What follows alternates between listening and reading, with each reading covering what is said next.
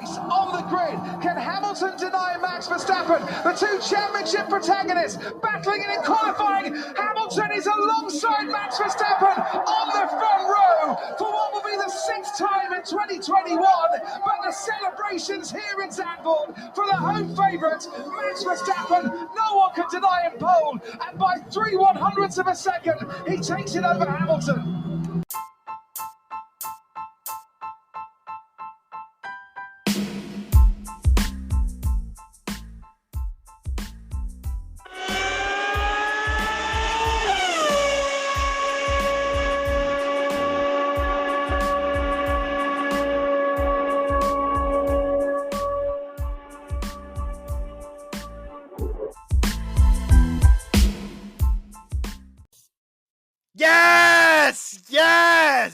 Yes! I can finally do a proper beginning again! Yes!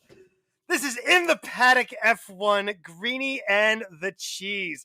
That was always, as always, David Croft's call on Sky Sports, courtesy of Formula1.com. We are in Holland, the Netherlands, the land of the Dutch, whatever you want to call it. And of course, the Dutch are known for their bulb fields. That would be flowers, folks, if you don't know.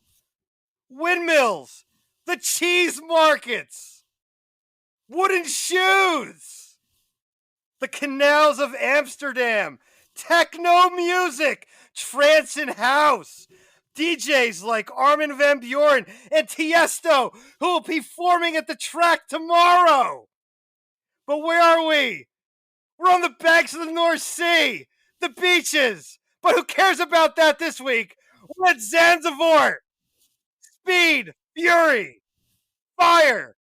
We haven't been here since 1985, where Niki Lauda won his final Formula One race. And we have Max on the pole in his home Grand Prix. Lewis came oh so close, but no cigar, my friend. We're in for it. The Orange Army is out and in fury. Michael, good evening, sir. Good evening, Cheese. How are you? Pumped up to be here. Pumped up to get ready for the Dutch Grand Prix. Yeah, man, we're all pumped. You're pumped.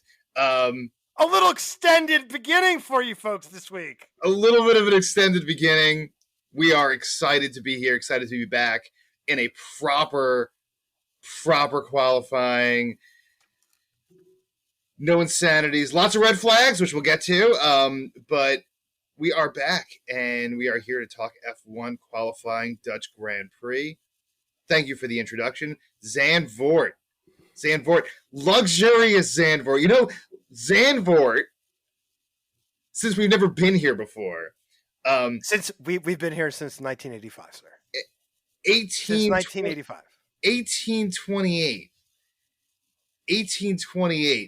Zandvoort was one of the first resorts there in mainland Europe. So way back in the day, old school Zandvoort.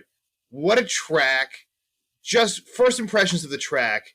As we haven't talked about the track, I'd love to hear your first impressions, Chase, because I have some first impressions, especially with the banking. We have one of the shortest ups and downs, about 30 feet, about 8.5 meters from high to low. But track runs fast at spots. Got some banks. What do you think of the track? Oh, I absolutely dig it, man. The banks are great. Love seeing the guys run the high groove through, what is that, turn 3? It's fast. Super fast. Super tight. Old school. Gravel traps. Can't go off. There's no extra runoff here this week, boys and girls. This is old school. I love an old school track. I love the sand traps. You getting that, you're toast. So don't make a mistake. It's fast. It's tight. It's old school. It's like Hungary on steroids. That's what I like to call it. Hungary on steroids. Just pure speed, ripping it in the 2.6 and 108.8, I think was Max's quali lap that totally annihilates the record from 85. I think it was something like, was it 1 114 or 111 or something like that, but just totally ate it and spit it out. It's fun to see, man. An old school. I love old school tracks, as you know, Michael. I love Imola. I mean, give me the old school any day of the week and twice on Sundays. Yeah, this is definitely a race for you, man. Here in Zandvoort, and yeah, I mean, let's just get to it. Let's get to qualifying. Q1. How you feeling? We saw some surprises. We saw some giddy up to those ponies in Q1. How you feeling in Q1?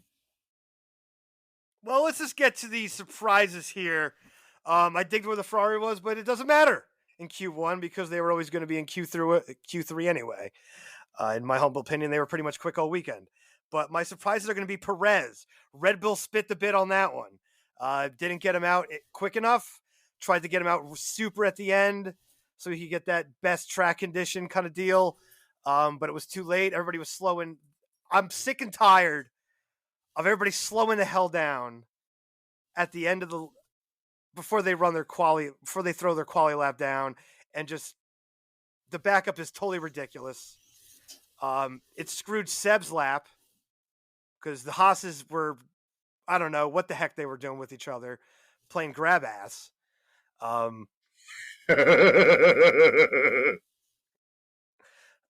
Blocking Seb when he's on his hot lap because they're slowing up to get their laps going, because you don't want to get too close behind the car ahead of you so you lose any type of grip or anything. I mean, it's totally ridiculous. F1's got to step in and do something. The driver's got to step in and do something. Gentleman's agreement or something, because it's totally ridiculous. I'm getting sick and tired of seeing the backups. And then guys are getting held up, and then they throw grid penalties. Which, Mazepin, who really gives a crap if he gets a penalty, because they only give grid penalties for that type of issue. And when you're at the back end of the field and last, what does a grid penalty do? Absolute jack nothing. That's what it does. So it's trash. It's absolute trash. Something's got to be done. They got to start, penalizing people, giving grid penalties for slowing up then.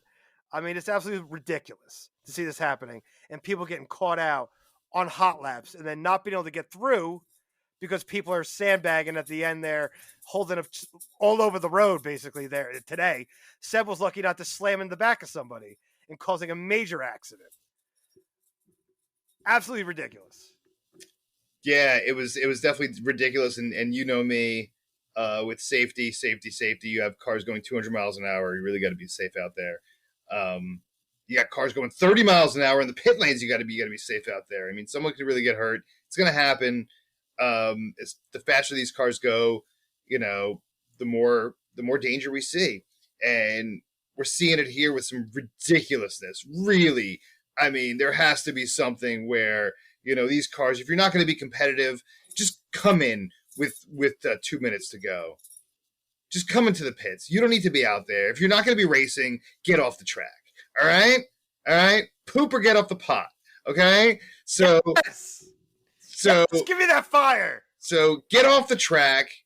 Not move over. Just get off the track. Why don't put yourself in that situation? You know what your time's going to be. You know you haven't made to Q2 at all this season. You're not projected to make it anywhere near Q2. Throw in a good practice. Throw in a couple good practice laps, and then maybe you'll have the respect to staying on the track. But for the last 2 minutes, these cars, if they're not competing, they're not competitive, get off the track, please, because everyone knows at the last 2 minutes. Or the other teams need to adjust and get out there with 12 minutes left and throw out a good lap with 10, 12 minutes and not worry about, getting that 10th of a second especially in Q1. So, but yeah, it's all kind of asinine in a way, because we keep having the same conversation.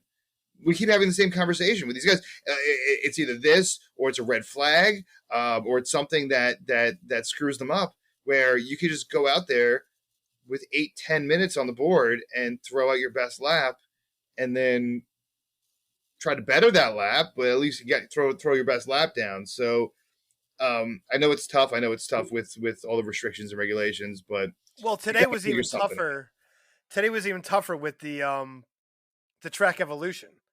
I mean, the track evolution went from the beginning of Q1, they were running 110s. To the end of Q1, they're running 109s. That's a full second in 12 minutes that the track evolution went to, which is totally insane, to be honest. Because of the wrecks and people losing it over the weekend for their practice sessions, people didn't get the same amount of laps thrown in, so the track wasn't as rubbered in as a usual weekend is. So the track evolution was just giant. So I understand why you wanted to run late in Q1 this week, but just the backups are ridiculous. I mean, yeah, it's just. I mean, you're a Haas. You got no chance. You could tell by the lap times you had no chance to get at a Q1. So at that point, just as you said, poop or get off the pot. I mean, just get out of the way. There's no point for you to be there. No point for you to be there. You have no chance of getting out. None. And anyway, my friend, let's go move on to Q2.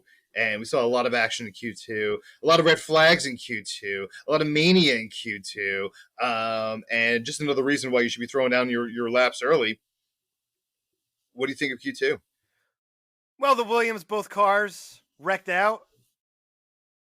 Just straight up lost it.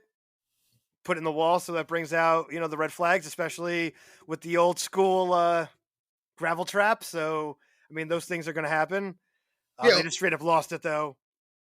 My big surprise, though, and a little talking point here, I think that we can both get on.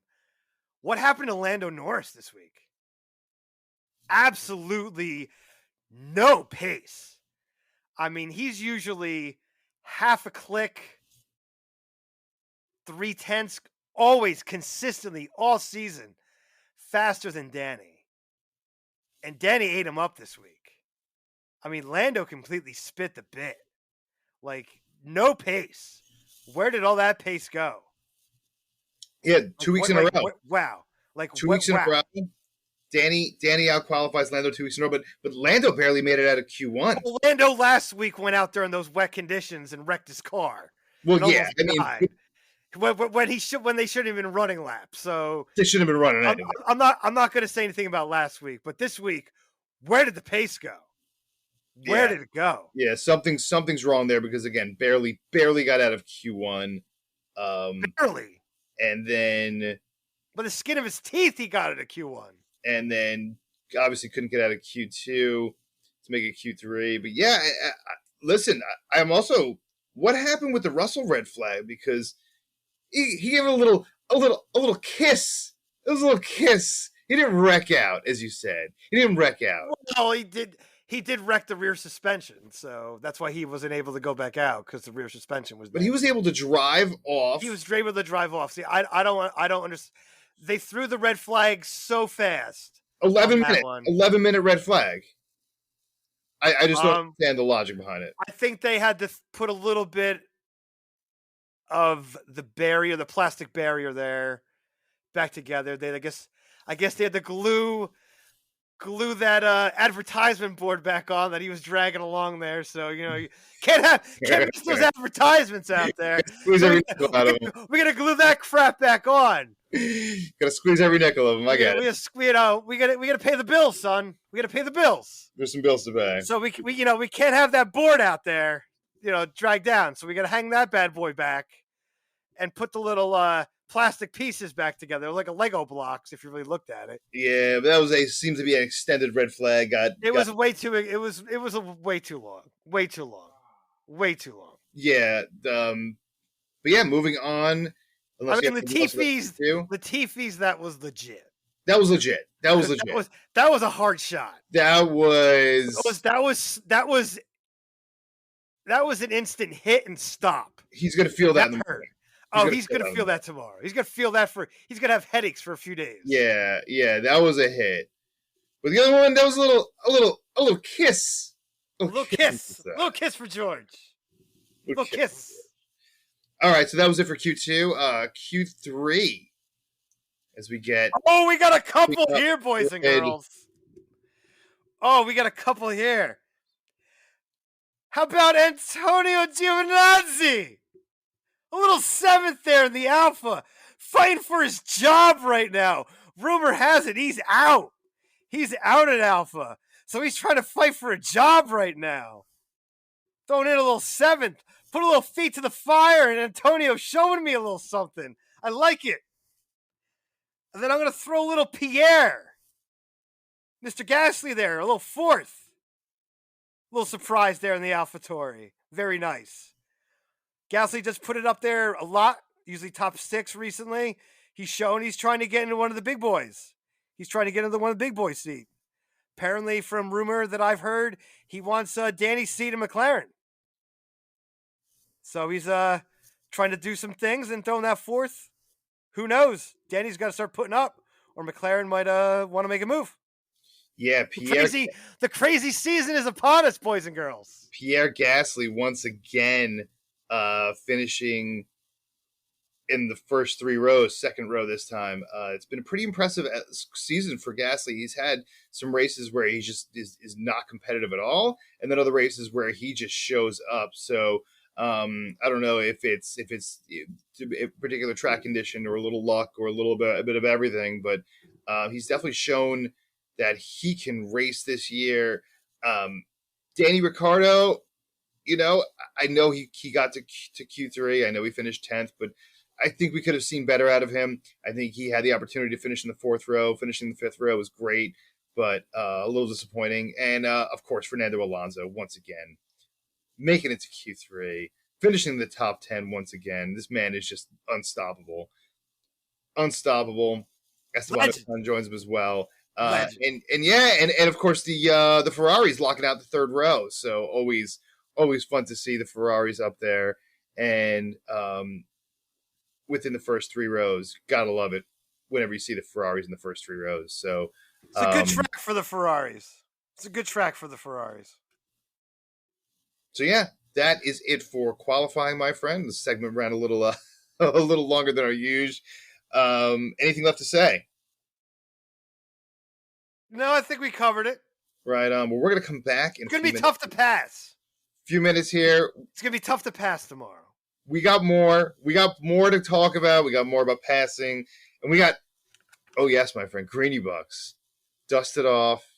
Get out the bookie playbook because we got Greeny Bucks. It's been 2 weeks. We didn't do it last week because you were out hanging out in the woods. I was in the woods last week. No service. Hippie smoking that Chiba.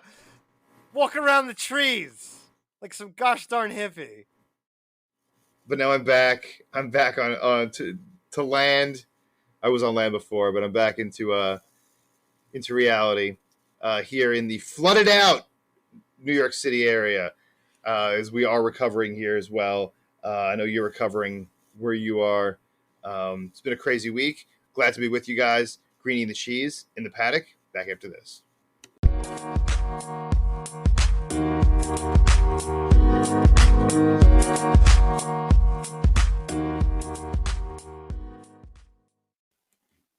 What's up, everyone? Greeny from In the Paddock here. If you haven't heard about Anchor, it's the easiest way to make a podcast. Please let me explain. It's free. Okay, free. There are creation tools that allow you to record and edit your podcast right from your phone or computer. Anchor will distribute your podcast for you for free, so it can be heard on Apple Podcasts, Spotify, and many, many more.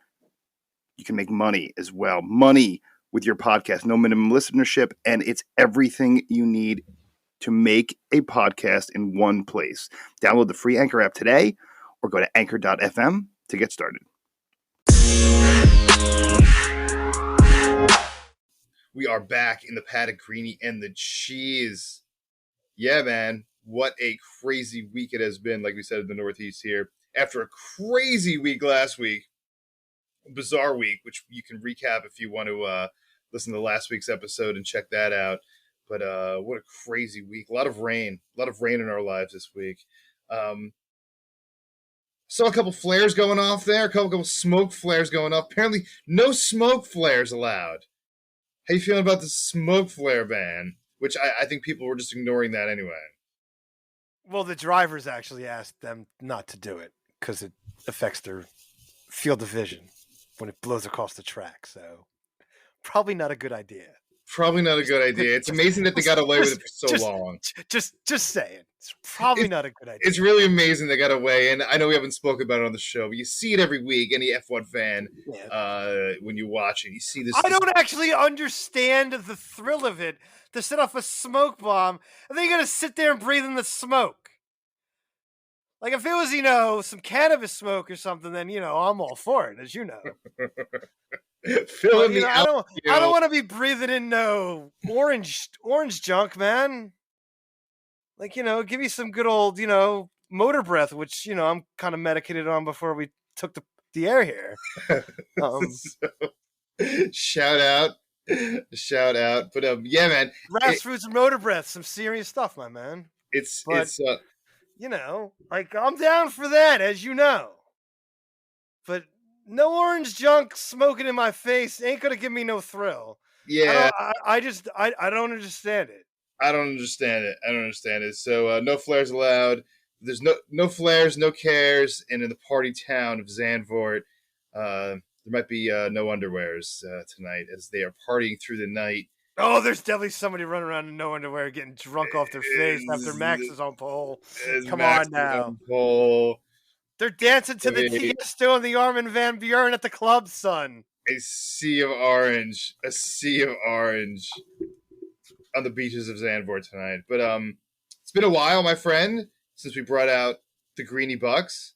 As I am still Lord. You are still Lord of Greentopia. With a whopping 1,100 Greenie Bucks.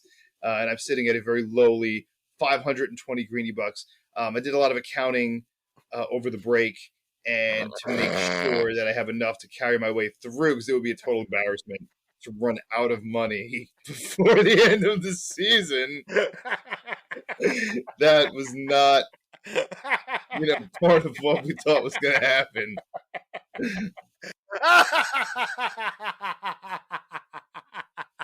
But nonetheless, I had to get out the math. I had to call the mathematicians in to figure this out, huh? You had to call in the big guns, get the mathematicians, the calculators. Had to figure it out, huh? Mathematical computations. I do some mathematical computation. I'm going to have enough cash. I can't wait to see this ridiculous strategy we're going to be spitting out now.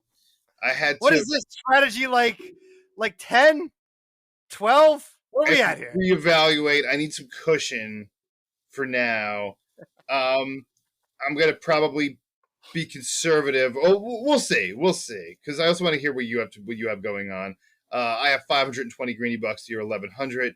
I have a lot of work to do to double that up before you take anything. And I can imagine what you're doing. You're probably going to safe. I'm playing it safe this week as well. I think we're going to go back to more of a normal week after having a lot of crazy weeks. But I'm considering doing like a wacky trifecta. But go ahead. Let's hear what you have on tap in your world, my friend. What do we want to start with? Let's go with the winner. Max, 20 Greenie Bucks. Max for 20. He ain't losing this. He ain't losing in front of the Orange Army. Yeah, unless his car breaks down, he is not losing in front of the Dutch Army. Not happening. No way. No how. Yeah, and they're quicker. They're quicker than the Merc. I'm going to agree with you. I'm also going to take Max. I'm going to take Max for 25, though. Just a little edge. Because if we end up picking the same, which I think we might, depends how conservative I go for my trifecta. I'm bouncing back and forth here because I got some ideas. I do. Go ahead. I got some ideas. But go ahead. Let's hear what you have to for your biggest gainer of the week. I am going to take Sebastian Vettel. Give me that 20 Greenie Bucks. Yeah. It's gonna be hard to pass tomorrow. Basically everybody's saying that. So pit strategy is going to come into play. Starting at the back, definitely going to have some crazy strategies. Could be throwing on the hards, trying to go for the long and then go on the reds and go for fire and fury at the end. So it's definitely going to be a little strategy. I'm going to take Seb who's good on his tires, coming from the back. Little strategy. I could see it. 20 greeny bucks, Seb. Give it to me. Yeah, I'm going to go a little bit different. I had Seb originally, but I put a lot of thought into it. And I think Sergio can pick up like 8 to 10 spots. I think they're going to have a better pitch strategy. I think they have the best pitch strategy, to be honest. And I think that can make up some serious pace, especially depending on the weather. I think the curse of the second seed at Red Bull is starting to rear its head. Hopefully we can at least get you in the top 10, Sergio, for 10 greeny bucks, because I'll be dancing on the corner for tips soon. So I don't want to blow it just yet. Hopefully I can hit this week, and you can lose some this week. I can catch up a little bit and then get a little more flexing out. But for now, based on the scenarios and situations, this is what I have. I'm trying not to laugh. A 10 spot. I'm trying not to laugh. I'm sorry.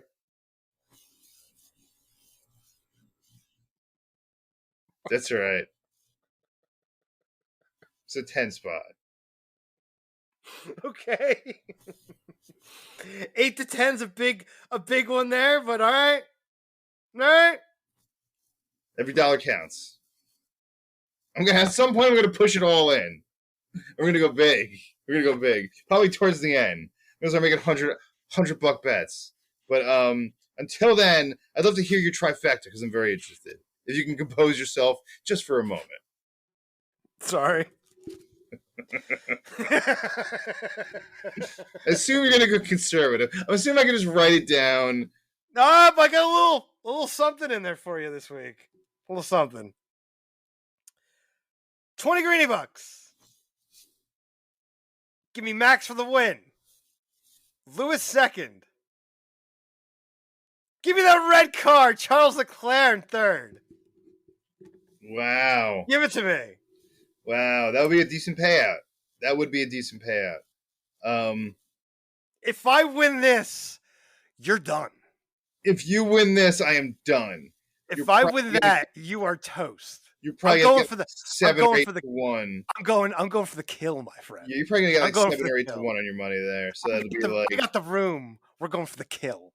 That would put you like 1,300 greeny bucks if you win here.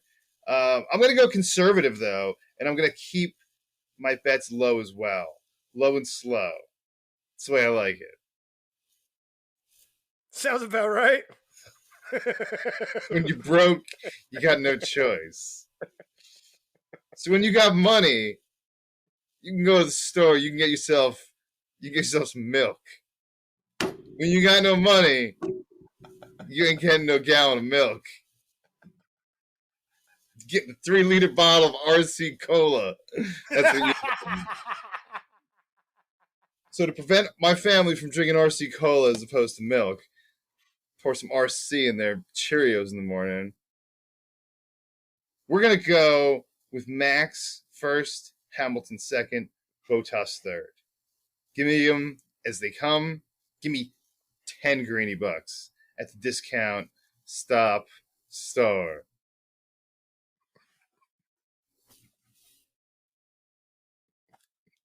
Because we ain't got no whole milk no more. And there it is. Those are my bets for the week. Those are your bets for the week.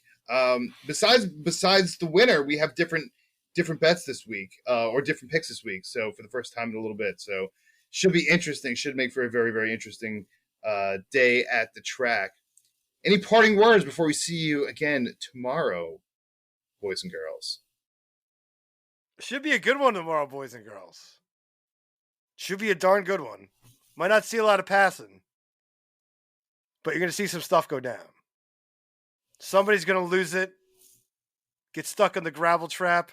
I can almost guarantee a safety car. If we were betting those kind of things, I'd definitely take a safety car coming out. You could definitely bet safety car, by the way. We could bet We're safety not betting car. that. You're a little crazy. You want to throw a little extra one in there? You ain't got the money to do that.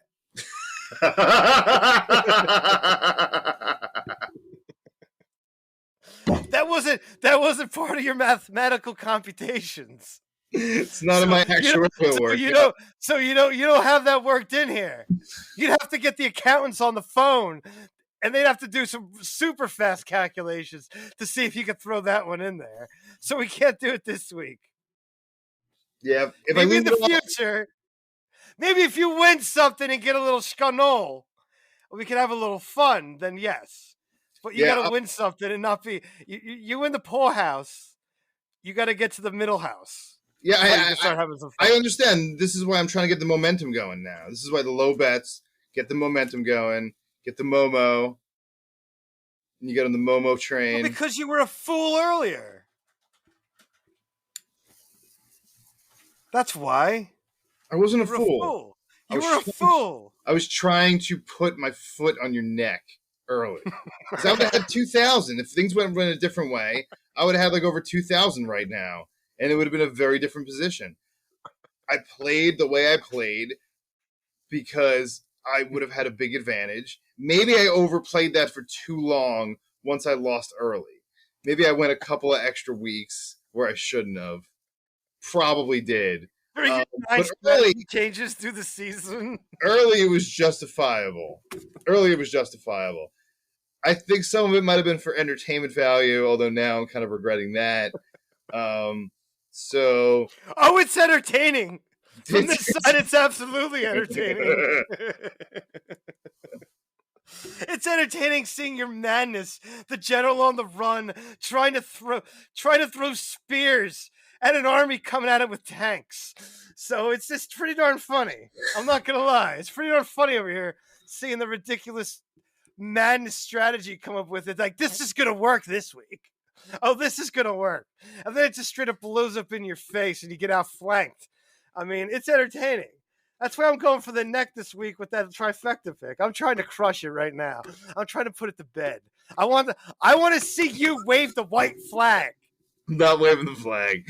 There's no way. I want to see the flag.